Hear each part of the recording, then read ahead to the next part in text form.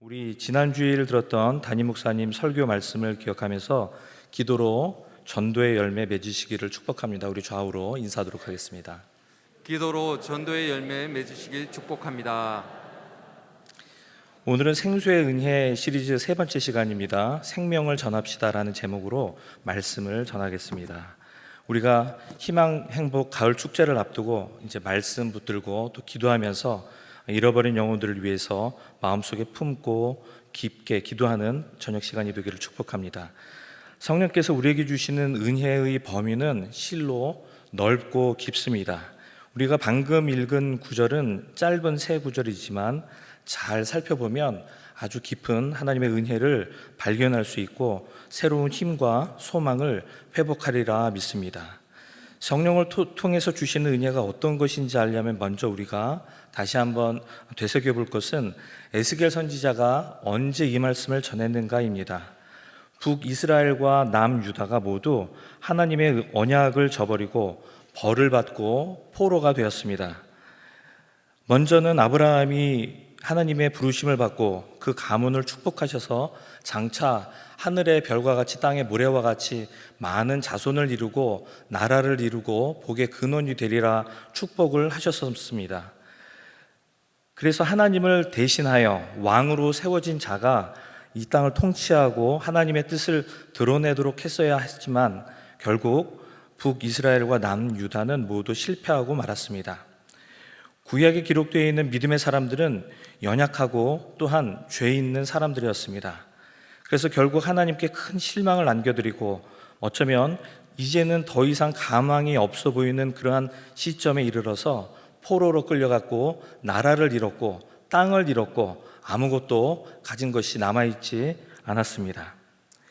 그래서 이스라엘 백성들은 이제 다 끝났구나, 내가 막다른 골목에서 더 이상 우리가 나아갈 곳이 없구나, 모든 것을 포기하고 있었을 때 그때 에스겔 선지자를 통하여 새로운 약속과 축복을 하나님께서는 전해주셨습니다. 방금 읽은 말씀 가운데 8절을 보게 되면 이렇게 말씀이 기록하고 있습니다. 우리 8절 중간에 보면 이 물이 동방으로 향하여 흐른다라고 기록하고 있습니다. 우리가 그림을 한번 보겠습니다. 여러분, 이 그림을 잘 보면 예루살렘을 이렇게 예루살렘의 지형도를 이렇게 횡단을 해서 자른 모습입니다. 보실 때 왼쪽이 바다이고요. 그리고 산과 산 사이에 저 밑에 있는 그 물이 사해입니다. 그리고 중앙에 있는 산 꼭대기 위에 해발 800m쯤에 예루살렘이 위치하고 있습니다. 그러니까 우리가 언뜻 생각할 때 성전이 예루살렘이 있다면 성전에서 생수의 강이 흘러나왔을 때 서쪽으로 가든지 동쪽으로 가든지 아주 자연스럽게 잘 흘러가리라는 것을 예상할 수 있습니다. 그런데 본문의 말씀은 에스겔에게 보여주신 환상의 말씀임에도 불구하고 지명을 구체적으로 말씀하고 있습니다. 방금 읽은 8절에 아라바로 내려갔고 바다에 이르렀다고 했는데 아라바는 사해에 이르는 길목이 있는 지명이고 여기서 말하는 바다는 사해를 말씀하고 있습니다. 그래서 우리가 이 물이 흘러가는 모습을 생각을 할 때 먼저는 이 예루살렘의 지리적인 배경이 어떠한 것인지 살펴볼 필요가 있습니다. 우리가 전체 그림을 한번 보도록 하겠습니다. 이 그림을 잘 보시면 이 그림은 헤롯 시대의 그림이기 때문에 살짝은 에스겔 시대와 다를 수는 있지만 기본 지형은 동일합니다. 가장 밑에 있는 계곡의 이름이 기드론 계곡입니다. 그리고 옆으로 오른쪽으로 올라가게 되면 겟세마네 동산이 있고 감람산이 나오게 되는 구조입니다. 기드론 계곡, 그것이 가장 낮은 곳에 있는데 성전이 바로 위에 있고 성전의 동쪽에 내려가게 되면 기드론 계곡이 있는 것입니다. 기드론이라는 단어의 말의 뜻은 어둡다, 캄캄하다라는 것입니다. 이 기드론 계곡은 그야말로 어두움과 죽음의 그림자가 드리워진 곳입니다. 거기에는 압살롬의 무덤도 있고 구약시대 때는 사람들이 죽으면 이곳이 가장자리 또는 성 밖이라고 생각을 했기 때문에 사람들을 죽으면 여기다 가져놓았습니다. 그리고 신약 시대에는 예수님이 감람산에서 승천하셨기 때문에 성도들이 부활할 것을 고대하면서 역시 이곳에 죽은 사람들을 갖다가 두었다고 합니다. 그래서 우리가 언뜻 생각할 때 성전에서 물이 흘러나오면 자연스럽게 동쪽으로 흘러갈 것이라 생각을 하고 있지만 실은 성전에서 물러나온 흘은 어디로 흘러가게 되는 것일까요? 기드론 계곡으로 흘러가게 됩니다. 그러니까 성전에서 나온 생수의 강이 동쪽을 향해서 흘러가는 것이 아니고 기드론 계곡으로 흘러가게 돼 있고, 한번 기드론 계곡으로 빠지면 수십 킬로 계속 그리로 흘러가게 되는 것입니다. 이 죽음의 계곡, 이 어둠의 계곡에 생수의 강이 흘러갈 수밖에 없는 구조인데, 그럼에도 불구하고 에스겔이 보았던 환상에서는 그 물이 기드론 계곡으로 흘러가지 않고 동쪽을 향해서 흘러간다라고 기록되어 있습니다. 하나님께서 부어주시는 그 성령의 은혜가, 그 생수의 강이 자연적으로 얘기를 하면 기드론으로 가겠지만 그것과 정반대로, 자연 현상과는 정반대로 감람산을 넘어서 동쪽으로 흘러간다고 성경은 기록하고 있습니다. 사실 이 산을 넘어서 가면 여기뿐만 아니라 중간중간에 또 이와 같은 곳들이 나타나게 되어 있습니다. 그래서 우리가 첫 번째 기억할 것은 성령의 강은 기적적으로 흘러가는 것을 믿고 의지해야 한다는 사실입니다. 하나님의 성령의 은혜의 강물은 앞에 어떠한 장애물이 있든지 아랑곳하지 않고 유유히 흘러내려갑니다. 여러분, 혹시 은혜를 받는데 중간에 우리의 마음을 빼앗기는 것이 있는지 모르겠습니다. 마치 어둠의 골짜기처럼, 마치 이 죽음의 골짜기처럼 양을 제사를 드리고 나면 그 양의 피가 이 기드론 계곡에 철철철철 흘렀다고 합니다. 여러분 마음속에 은혜를 받는데 방해하는 것이 있다면 그것이 무엇입니까? 그것을 내가 스스로 잘 느끼고 있습니까? 어쩌면 그것이 죄책감일지도 모르겠습니다. 예수님의 피로 정결케 되었다는 그 소중한 사실을 우리가 매일매일 고백하지 못하기 때문에 때로는 죄책감에 시달리고, 나는 하나님의 형상대로 지음받은 소중한 존재라는 것을 망각하고 이 세상의 가치관에 휩쓸려서 살아가는 때가 있지 않은지 모르겠습니다. 두 번째 사실은 깊은 죄악 중에 주신 더 큰 은혜를 기억하고 감사하라는 것입니다. 이스라엘 백성들에게 있어서 하나님께서 에스겔을 통하여서 예레미야, 다니엘, 이사야를 통해서 주신 새 언약에 관한 축복은 그야말로 막판에 다시 얻은 너무나 소중한 기회입니다. 하나님께서 지금까지 붙들어 주시고 지켜주시고 먹여주시고 보호해 주셨지만 국가 제도를 통해서, 왕을 통해서도 하나님을 기쁘시게 하는데 철저하게 실패했던 그들의 모습에도 불구하고 하나님께서는 새로운 언약을 통하여 그들에게 더 강력한 은혜, 더 큰 은혜, 더 깊은 은혜를 주시겠다고 말씀하고 있는 것입니다. 에스겔서에 있는 마른 뼈가 살아나는 그 환상, 그것이 어쩌면 이 기드론 계곡에서 있었던 일일지도 모르겠습니다. 하나님께서는 우리에게 더 큰 은혜를 주시고자 하시고 더 많은 은혜, 더 멀리까지 퍼지는 은혜를 주시고자 하시는 것을 우리가 기억해야 합니다. 하나님께서는 하나님의 영광과 임재를 이스라엘 안에 있는 한 곳 성전에만 임하도록 하셨었는데, 이제는 그 성전을 넘어서 멀리까지 하나님의 영광과 축복이 임하도록 하겠다라는 것을 가시적으로 환상을 통해서 보여주시는 것입니다. 성전에서 흘러나온 물이 성전을 넘어서, 예루살렘을 넘어서, 산을 넘어서 저 멀리까지 이르게 되는 것입니다. 그리고 에스겔에 나오는 지파별로 땅을 분할하는 것을 보게 되면 이전에 왕국시대 때 분할했던 땅과는 완전히 다른 모습의 땅을 그리고 있습니다. 그리고 훨씬 넓어지는 것을 보게 됩니다. 우리가 하나님의 은혜를 기억할 때 세 번째, 성령의 은혜는 확장되어감을 명심하고 순종해야 합니다. 하나님의 은혜는 정체되거나 줄어들거나 하지 않습니다. 하나님의 은혜는 확장되어 갑니다. 생명을 주시고 다시 살아나게 하시는 하나님의 은혜, 그것이 이제 이스라엘에게만 제한적으로 나타나지 않고 열방에게 적극적으로 나타내 보이시겠다. 생명의 역사가 계속해서 뻗어나가게 하시겠다라는 축복인 것입니다. 그래서 우리가 이 성령의 은혜를 생각할 때 우리가 성경에서 말하고 있는 성령의 은혜가 무엇인가 깊이 들여다보기를 원합니다. 우리가 성경 에스겔서 47장을 보았는데 전체 화면에 보게 되면 창세기 2장과 에스겔서 47장 그리고 요한계시록 22장이 한 그림을 보여주게 됩니다. 에스겔서 47장의 이 모습은 에덴 동산에서의 실패, 그리고 새하늘과 새 땅이 임할 때에 오는 완성된 더 완벽한 하나님 나라의 새하늘과 새 땅의 모습을 그려주는 중간에 위치하고 있습니다. 그래서 우리가 하나님을 이해할 때, 성령을 이해할 때, 은혜를 이해할 때 이 세 그림을 함께 놓고 이해해야 정확한 그림을 이해할 수 있게 됩니다. 그러기 위해서는 중요한 개념이 무엇인가 하니 땅이라는 개념입니다. 땅.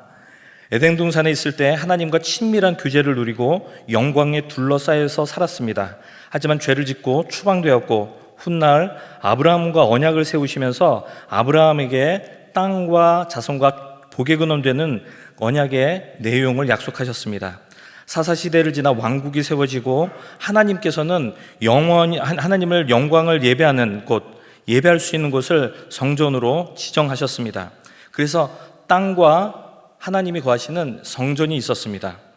그래서 이 성전을 통하여서 하나님의 영광이 드러나고 임재가 나타나고, 그리고 이 땅에는 하나님의 법을 지키도록, 그 법을 순종하도록 하는 하나님의 계획이 드러나게 되었습니다. 그리고 나서 2000년 전에 예수님이 오셨고 지금 우리가 이렇게 예수님을 예배하고 있습니다. 그렇다면 구약시대에 있었던 그 땅의 의미가 우리에게는 어떠한 의미입니까? 예수님이 다시 오실 때 새하늘과 새 땅이 임하실 때 그때 새 땅이 임할 텐데 그 새 땅, 그리고 지금 내가 서 있는 이 땅, 이것에 대한 이야기는 계시록 21장 22절에 나오게 됩니다. 여기서 뭐라고 하는지 잘 주의하셔야 할 것이 있습니다. 그것은 성 안에서 내가 성전을 보지 못하였으니, 자, 에덴 동산에서 죄를 짓기 전에 완벽에 가까운 그러한 곳이 있었습니다. 하나님과 교제를 누리고 그곳을 다스리는 그러한 명령을 위임받았었습니다. 죄로 인해 타락했다가 맨 나중에 예수님께서 새 하늘로 다시 오실 때에는 그것은 더 완벽한 곳이 될 텐데 거기에 없는 게 있는데 그게 뭐냐면 성전입니다. 그럼 왜 그렇게 되는가? 왜냐하면 거기는 하나님의 영광과 임재가 모든 곳에 다 비치고 있기 때문에 따로 성전과 땅을 구분할 필요가 없어지기 때문입니다. 계시록 21장 22절을 보게 되면 이는 주 하나님 곧 전능하신 이와 및 어린 양이 그 성전이심이라라고 기록하고 있습니다. 그러니까 하나님의 나라에 임하게 되면 성전이 따로 있질 않고 모든 곳에 하나님의 영광이 비추게 됩니다. 그렇다면 우리에게 있어서 나중에는 하나님의 영광과 임재가 임하기 때문에 땅과 성전이 하나가 되는데 지금은 어떻게 우리가 생각을 해야 될까요? 구약시대에는 땅의 의미가 무엇이었죠? 여호수아가 창을 들고 방패를 들고 가나안 땅에 진격을 해야만 했고 그 이방 족속들을 싸워서 그 땅을 취득해야만 했습니다. 그러면 우리에게는 그 땅이 어떤 의미를 가지고 있는 것일까요? 우리가 때로는 이렇게 기도합니다. 장로님들, 목사님들이 어떤 땅을 놓고 교회 부지를 놓고 하나님 이 땅을 주옵소서 이렇게 기도합니다. 또 사업하시는 분들은 공장터나 사업장을 준비하면서 그 주위를 도르면서 하나님 이 땅을 주시옵소서 기도합니다. 우리가 전도할 때도 하나님 이렇게 돌면서 기도하면서 하나님 이 땅에 있는 이곳에 있는 사람들을 우리 손에 붙여주옵소서 그렇게 기도합니다. 그런데 성경에서 말하고 있는 정확한 그 땅의 의미가 무엇인가? 그리스도인에게 그것은 이렇습니다. 땅의 의미는 바로 영역입니다. 영역.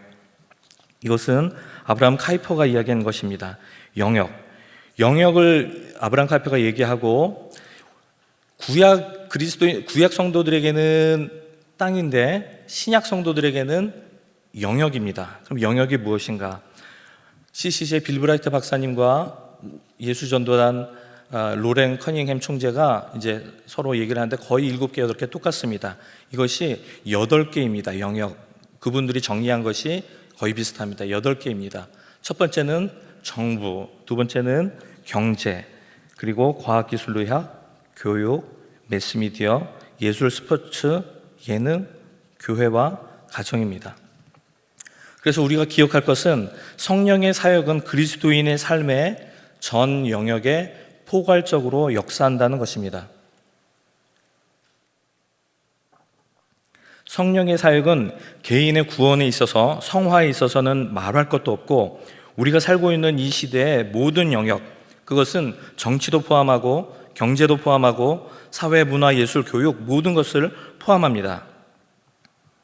여러분, 경영을 얘기를 해도 그 안에 하나님의 주권, 영역 안에 하나님의 주권이 드러나도록 하는 경영, 노동을 하더라도 그 노동의 영역 안에 하나님의 주권이 드러나도록 하는 노동, 노사를 하더라도 그 안에 하나님의 주권이 나타나도록 하는 노사, 그것이 하나님의 뜻입니다.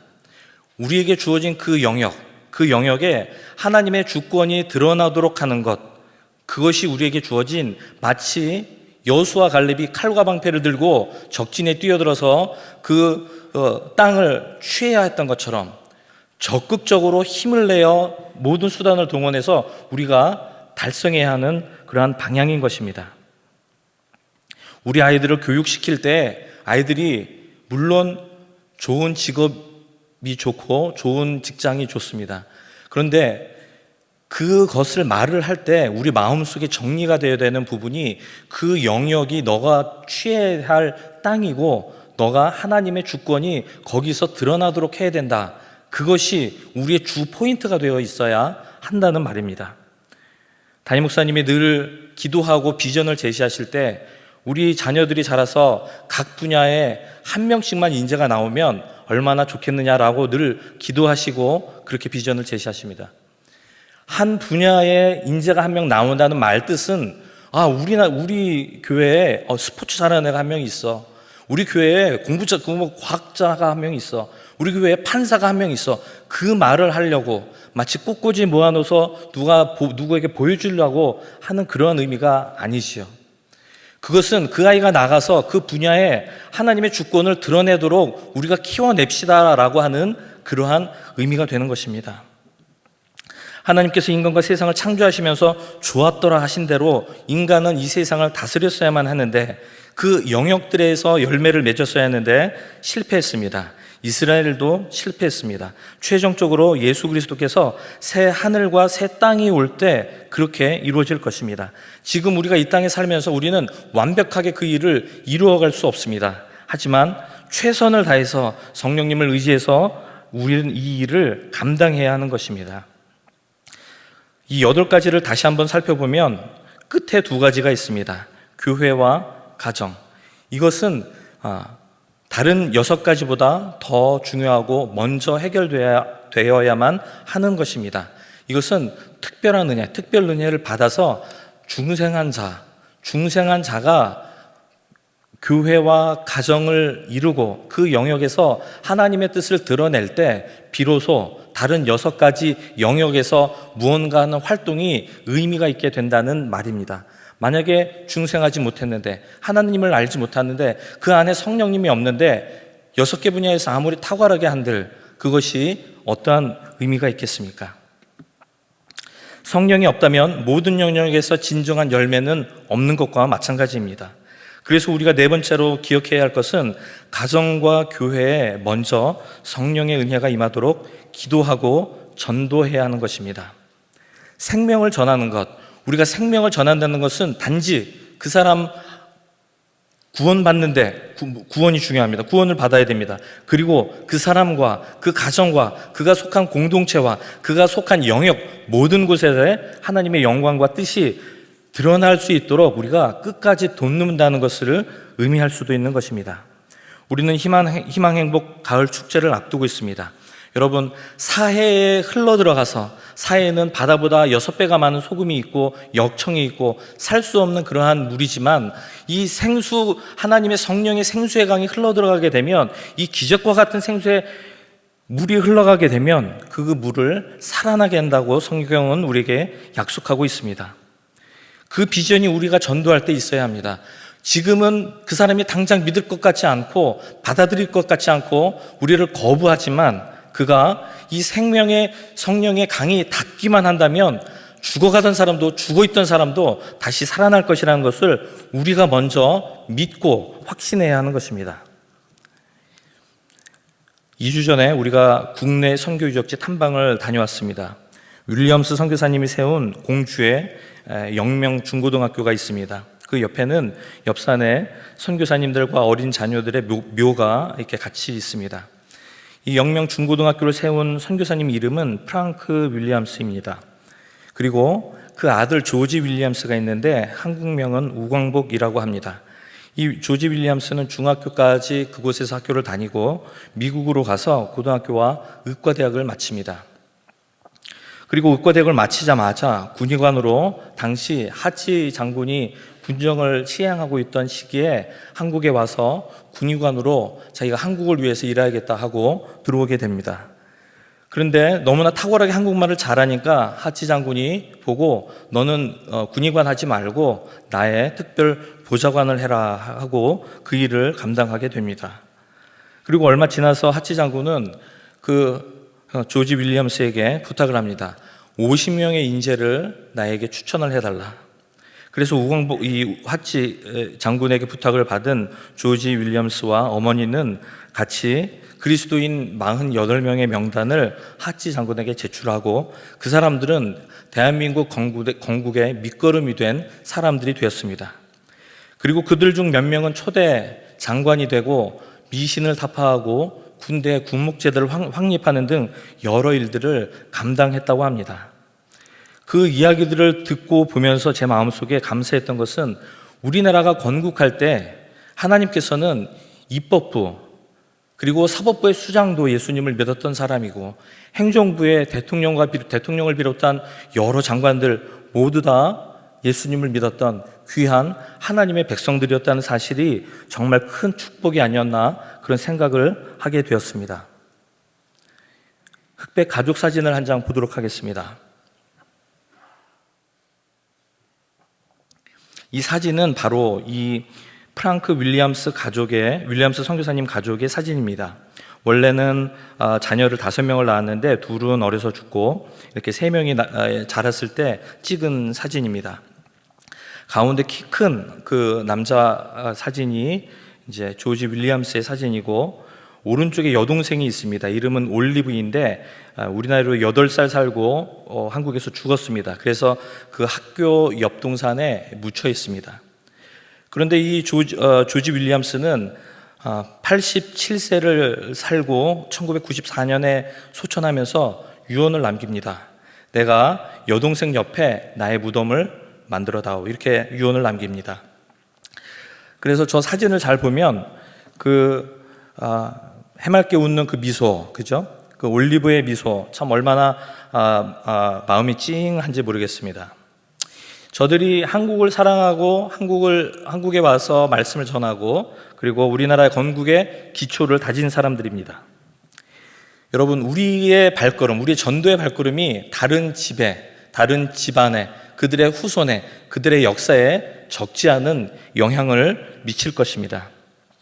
생명을 전하는 것, 그것은 성령을 의지하라고, 성령께서 죽은 물도 살리실 것이라는 그 에스겔의 환상을 보면서 그 안에 내가 동감하고, 나의 이 지쳐있고 힘든 나의 마음이 회복되어지고, 그 물이 내 마음에 먼저 닿아지도록, 역사하시도록 하나님 앞에 나아가는 것일 것입니다.